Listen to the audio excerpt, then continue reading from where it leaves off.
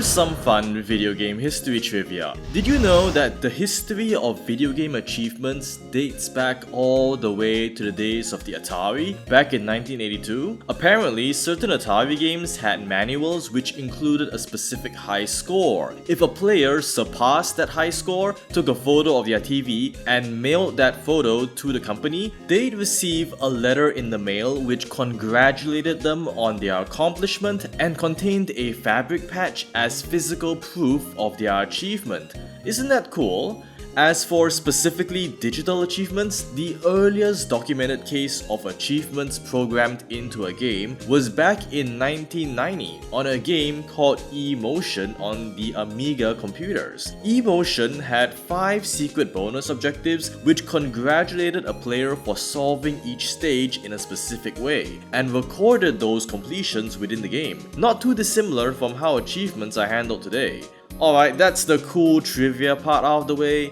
Here, have an imaginary bronze owl as an achievement for watching that. Achievements have been a fixture of gaming for so long that they've effectively become a natural part of the subculture's core identity. Their presence is comparable to a game having a title screen, tutorial, or credits. You'll see, acknowledge, and interact with them, but you won't question them being in a game and pretty much forget about them entirely after a few minutes of obtaining them. However, despite their long history with games, their omnipresence is more of a modern trend. They've always been around, but their popularity really surged back in 2005 when the Xbox 360 introduced a console-wide achievement system and mandated that all games on the platform needed to contain achievements. Nowadays, they are such a big deal that even non-gaming platforms like Reddit are implementing achievements. As if Reddit wasn't useless enough as is. At this point, some people have more or less taken them for granted and forgotten the original reasons why developers even invented this feature in the first place. So let's discuss some of these reasons and look at how developers make use of different types of achievements to influence player behavior in different ways. Definition first. Always an unexciting but necessary start to any video. Achievement refers to a digital indicator that signifies a player has completed a specific defined task or challenge within a game. The mark and indicator are the key traits that define an achievement.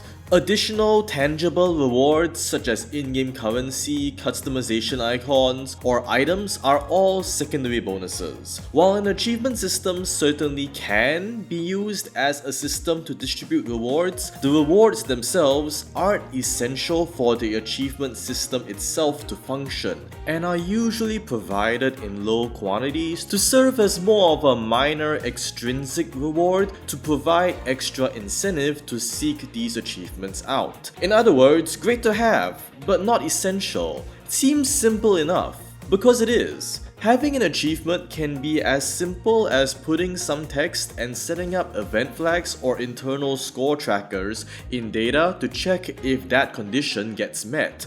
Compared to many other, more complicated features in games, achievements are pretty simple to understand and implement from a technical standpoint.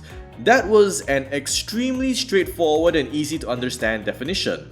I like it. If only all terminology was that easily understood.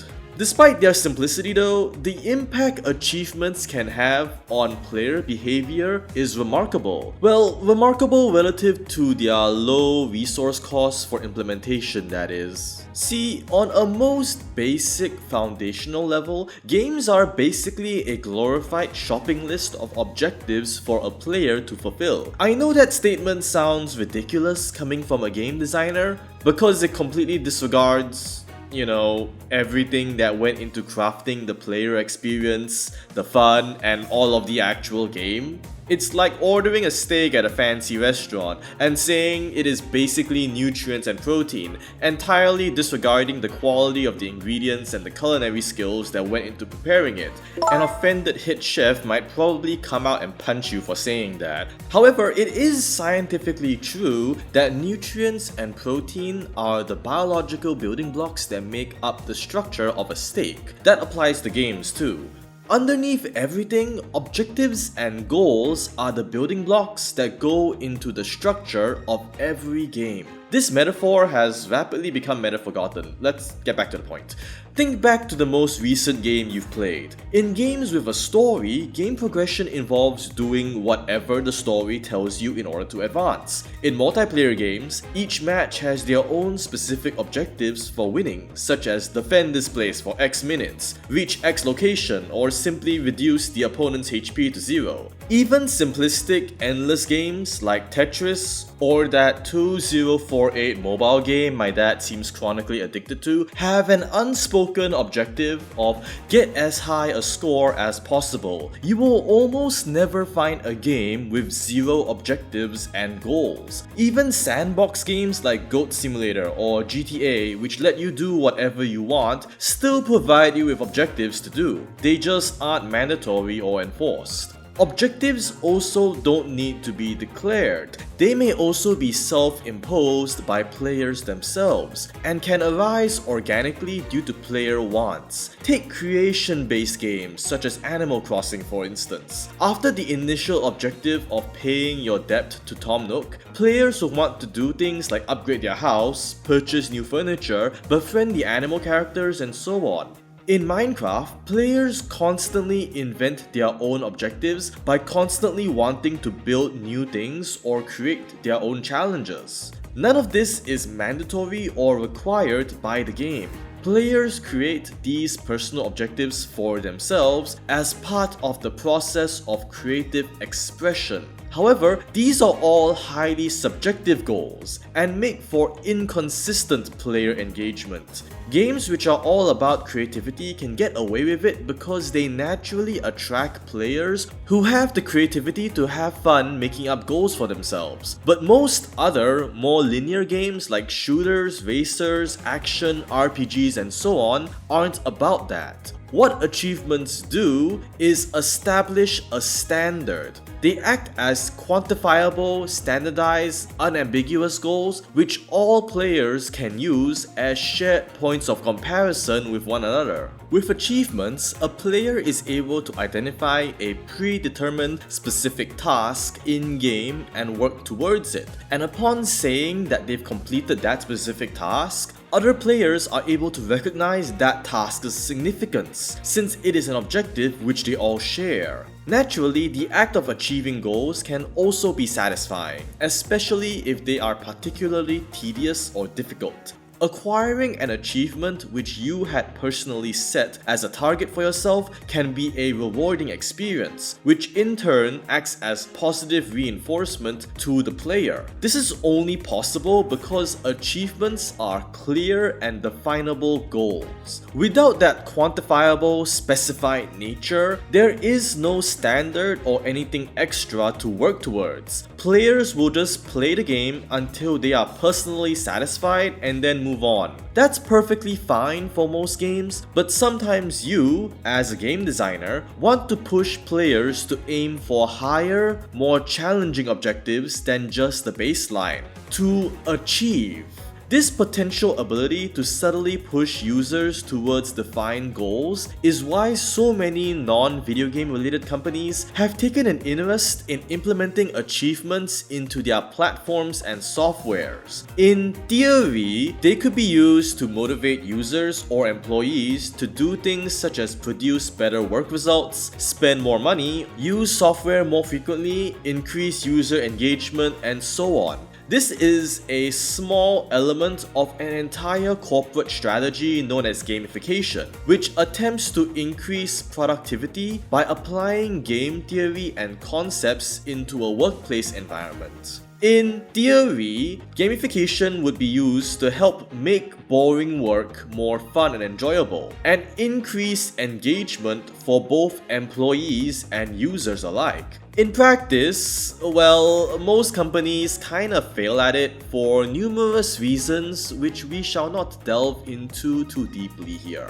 Maybe in a future video or something. Of course, to properly utilize achievements in your game, you need to understand what type of achievement you are implementing and what kind of effect it will have on a player. See, the relationship between objective and achievement is a bit like chicken and egg. Which comes first changes based on the game design and achievement type. In some cases, the game's objective is mandatory and comes first, with the achievement being used to mark the player's progress and completion of game objectives. And in other cases, the achievement is used to create an optional objective via lightly encouraging players to go out of their way to perform certain actions. In the former case, the achievement acts as a record of a mandatory goal's completion. In the latter case, the achievement itself artificially creates a goal for players to complete. Both act as objectives to help structure a game and guide a player's behavior, but have some minor differences which affect how they are best implemented. Depending on what they are awarded for, achievements can be sorted into a few loose categories. Each type of achievement is used by developers to encourage different player actions. There isn't any official or universally agreed upon naming scheme for these. Ask anyone else and they'll likely call them by some other name instead, and that's perfectly fine. You yourself are free to come up with your own preferred names and labels if you want, but for the sake of this video, I'll need to name them something, even if my choice of names is a bit silly.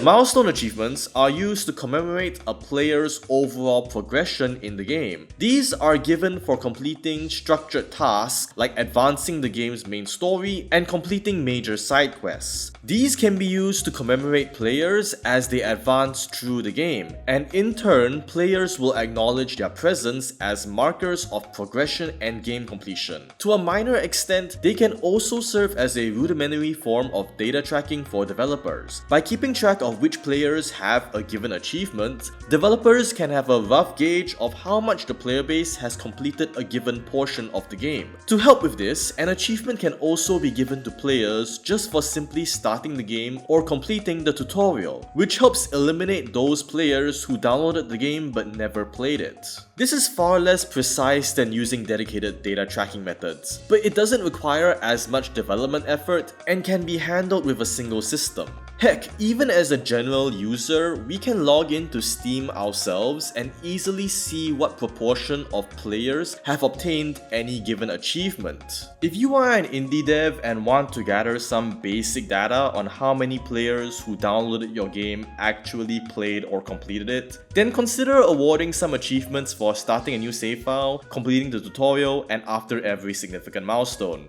Then just reference the publicly available Steam achievement statistics and voila, there is your user data. Free sample type achievements are the kinds listed for incredibly basic tasks such as starting a minigame, speaking to a certain character, or changing a profile picture. Just like free samples in a supermarket, these achievements are used to encourage players to discover and try out new features. Games which contain a wide range of features, mechanics, minigames, playable characters, and other secondary content will often encounter visibility issues.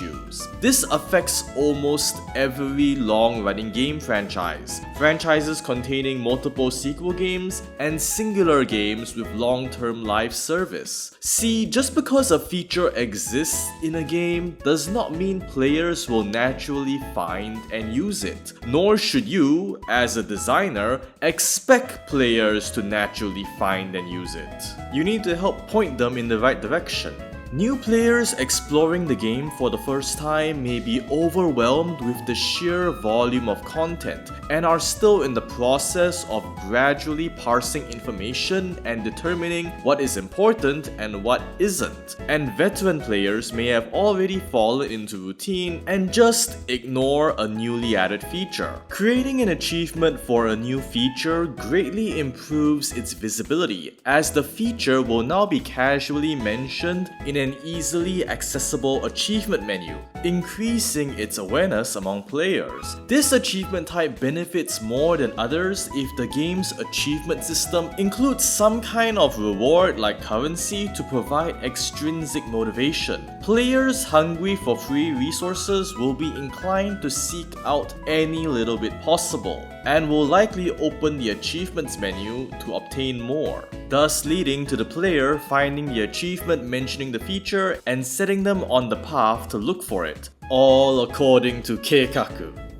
Challenge achievements are what players tend to think of when they think of achievements. They are awarded for performing specific actions which require the player to put in effort and go out of their way to achieve. These come in a wide range of difficulty to obtain, and could either be tests of a player's mechanical skills and game knowledge, or tests of RNG and a player's willingness to put up with the game's bullshit. If any of you have ever played a Yakuza game and found yourself awake at 4 AM trying to get a minigame achievement because you've completely lost control of your life, yeah, you understand the pain.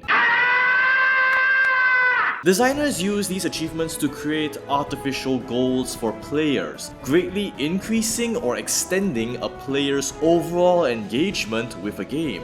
Ordinarily, when a player finishes one part of a game, they just put it down and move on to something else. Some games are fine with that, but others may want players to spend more time playing or being engaged with certain features. Adding an achievement as simple as defeat this boss without being hit, or win a round of poker with a royal flush, or reach the goal in under 69 seconds, creates a quantifiable goal for players to work towards and strive for, encouraging and rewarding them for steadily improving at the game.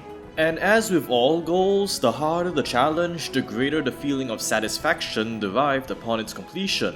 For people who enjoy that feeling, designers create achievements like these to provide players with a sense of pride and accomplishment. Never underestimate how far some players are willing to go to complete an objective just for the sake of bragging rights, even if there is no significant reward. A huge aspect of player psychology is the desire to achieve, excel, dominate, and show off. People are even willing to spend money just for the sake of online rankings with no reward. As a developer, all you need to do is create that very goal and environment. Then just sit back and watch players rise to the challenge that you created. Creating difficult and challenging to earn achievements is one such way of doing that. Naturally, they aren't the only way to do this, but they are one way. Grind achievements are meant to reward a player for their total amount of time spent playing a game, and serve as long-term goals to incentivize retention. They typically see extensive use in live service games, and have become increasingly common over the years due to the rising popularity of that monetization model. These achievements track overall lifetime statistics such as defeat a total of 10,000 enemies, or log in every day for 60 days, or collect 1,000 plants. They are theoretically extremely easy to earn, given sufficient playtime, and usually involve mundane, commonplace actions which are not reliant on skill to acquire. Here's a demonstration of that. Have this imaginary silver owl as an achievement for spending the past 18 plus minutes watching this video. See what I mean? It doesn't cost you any significant effort or ability to watch a YouTube video. All it required was for you to click a link and spend time listening. Actions you were likely already doing before stumbling across this video anyway, because you're off surfing YouTube at work or something. They also appear in any game with repetitive actions and gameplay loops. Any game which involves a player performing a given action multiple times, with little variation, can employ these achievements to add a bit more meaning to these repeated actions, which is a description that applies to a surprisingly wide range of game genres when you stop to think about it. Now, instead of just logging in for another day, or defeating another minor enemy, or growing another plant on your farm, you are now making progress towards getting an achievement, like 1/10 of a percentage point closer or something. Have fun sinking in countless hours for that. There's honestly very little to say about these achievements. They really can just be summarized as encourage players to spend more time playing the game more often. And to their credit, they do their job quite well.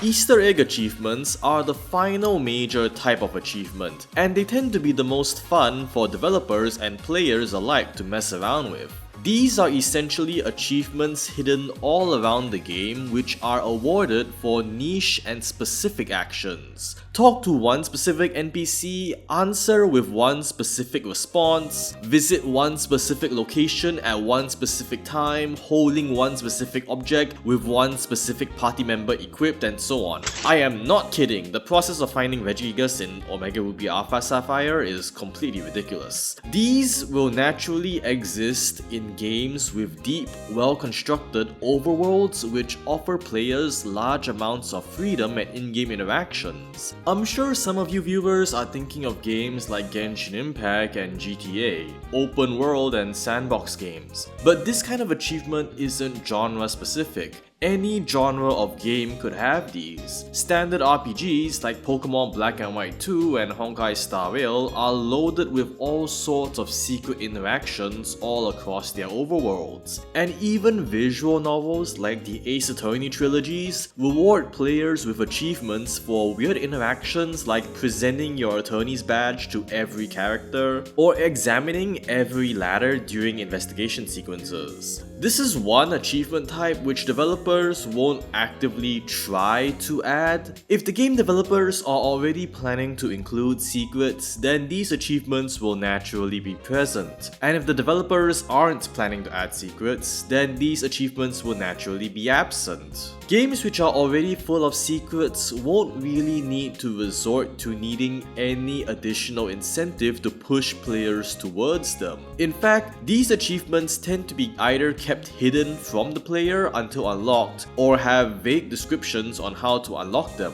Easter egg achievements mainly exist just to record a secret discovery or to give players a hint to an Easter egg's location, something to reward and encourage players to maintain a spirit of discovery as they play. You can't force the creation of achievements like these, because each is dependent on the creation of an Easter egg within the game, which are typically low priority additions during the development process. Out of all achievements, these are the least important to add from a functional standpoint, but will tend to be the most fun and memorable, as Easter eggs can add a lot of life and silliness to the game experience. They are just straight up fun. Unfortunately, however, game development isn't solely about fun.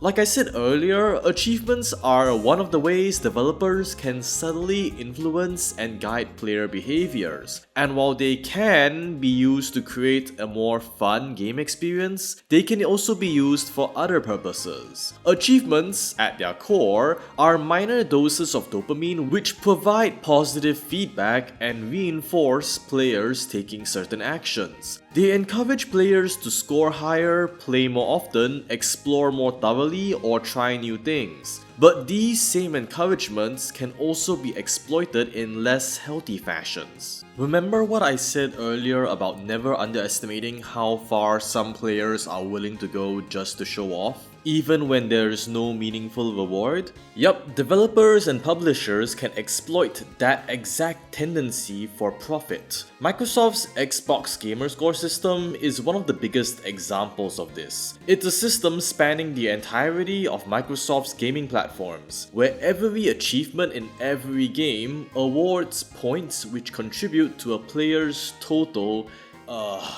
gamer score.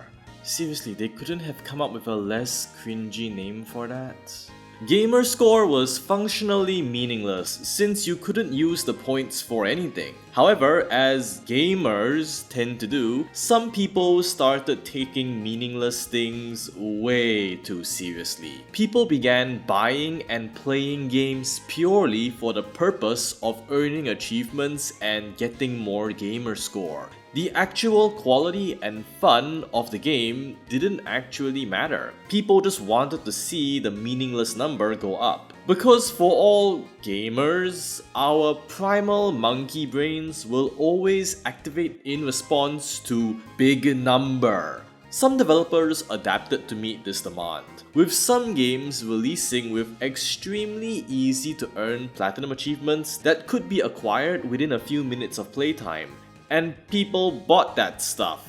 While achievement hunting as a subculture has always existed, Xbox's Gamerscore system made it into an obsession that bordered on arguable mental illness. You have people like Ray Cox, who had over 1 million and now 2 million Gamerscore. Giant numbers which were not only reported in news media at the time, but also celebrated with a Guinness World Record title, stream views, and even a lifetime Xbox Live subscription. And of course, Microsoft was happy to encourage this. Why wouldn't they? It earns them money. The amount of Gamerscore and completion time varies from game to game, but typically averages around a few thousand score per few dozen hours. Go ahead and pick a couple numbers. Now, with those numbers you've chosen, consider how much money would a person have spent on games to acquire 2 million Gamerscore. How many countless hours of their lives were spent on that endless pursuit for bigger numbers? Is something like this truly a healthy way to live life? Should games become seen as nothing more than just a list of achievements and points?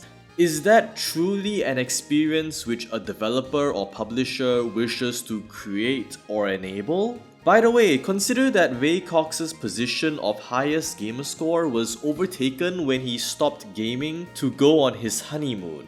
And while he did reclaim top spot in time to reach 2 million, the number 1 position has long since been taken by someone else, and he no longer holds that Guinness World Record. There is no clear answer for this. At the end of the day, the developer and publisher earns money, people who desire achievements are happy, and people who don't care about achievements are unaffected. So in theory, there's nothing wrong here. As the saying goes, the customer is always right in matters of taste. So long as there's a net positive in overall player enjoyment, well, it's objectively a good design decision.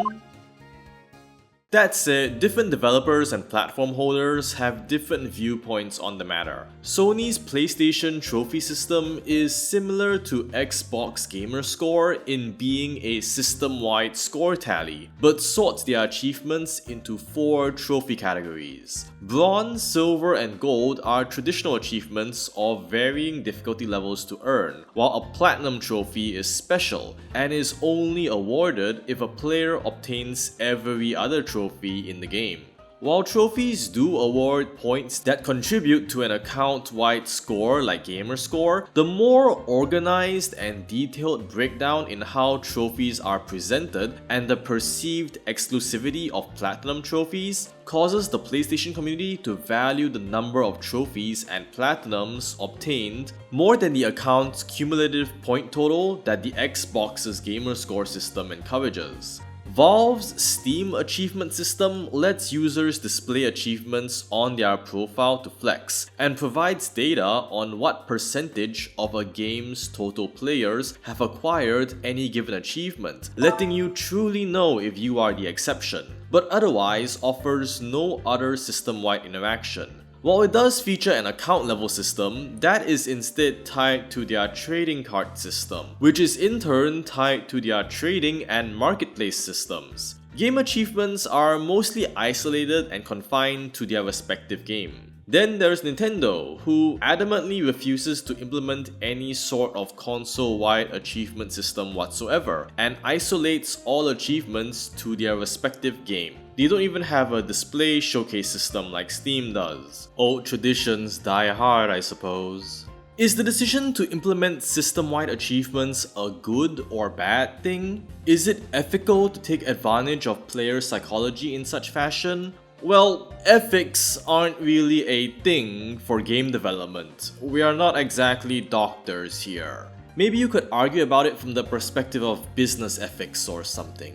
In the end, the only person who has the right to make any sort of judgment about this is you, in your capacity as a viewer, player, and consumer. What conclusion you arrive at regarding this matter is entirely up to your own personal experiences, beliefs, and opinions. There are no wrong answers for this. Ultimately, achievements in and of themselves are not a bad mechanic. They wouldn't be such a universal feature of gaming if they weren't liked or useful. As we've discussed throughout this video, they effectively just act as minor goals for a player to work towards, but are effectively optional and can be ignored if the player wishes. They come in many different varieties and can act as positive reinforcement to guide, encourage, and reward certain player behaviors. However, that same positive dopamine effect can also be addictive, and achievements can become objects of obsession for some players.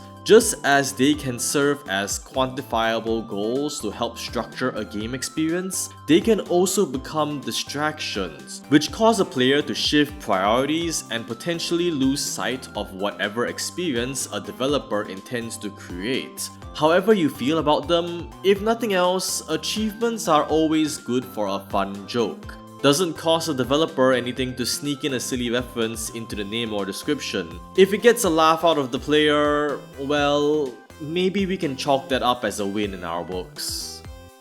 Well, that concludes this video. Take this imaginary golden owl as one final achievement for making it all the way to the end. It's equally as worthless as every other game achievement. Jokes aside, what are your own thoughts regarding achievements as an overall system? Any specific funny memories or experiences to share? Which achievement do you remember most prominently? What game was it from?